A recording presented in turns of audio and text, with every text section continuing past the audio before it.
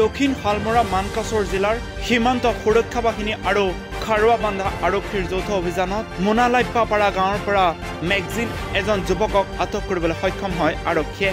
আটক কৰা যুৱকজন পশ্চিম গাৰো পাহাৰ জিলাৰ টিকৰি কিলাৰ। আটকাধীন যুৱকজন মেঘালয়ৰ পশ্চিম গাৰো পাহাৰ জিলাৰ দেনিবাতি চাংমা বুলি জানিব পৰা গৈছে। কণ্টেইনমেণ্ট পিস্তল আৰু মেগজিন এটা ক'ৰ পৰা ধৰিছে এইটো? এই মানুহলাপাৰা পৰা। কি নাম আছিল? তাৰ নামটো আছে দেনিবাত টি চাংমা। তাৰ এড্ৰেছটো আছে টিকৰিকিলা ডাকক, টিকৰিকিলা থানা আণ্ডাৰত, চাউথ ৱেষ্ট গাৰ্বেল ডিষ্ট্ৰিক্ট, মেঘালয় পৰা। কেইটা ধৰিছে মেগজিন? মেগজিন এটা আৰু কণ্টেইনমেণ্ট পিস্তল এটা। ইয়াৰ লগত আৰু কোনো জড়িত আছে নেকি?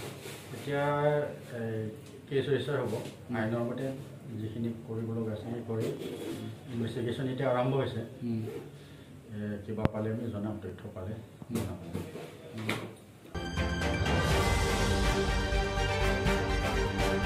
মানকাছৰৰ পৰা ছাফিক আৰিফিন আহমেদৰ ৰিপৰ্টাৰ অসম।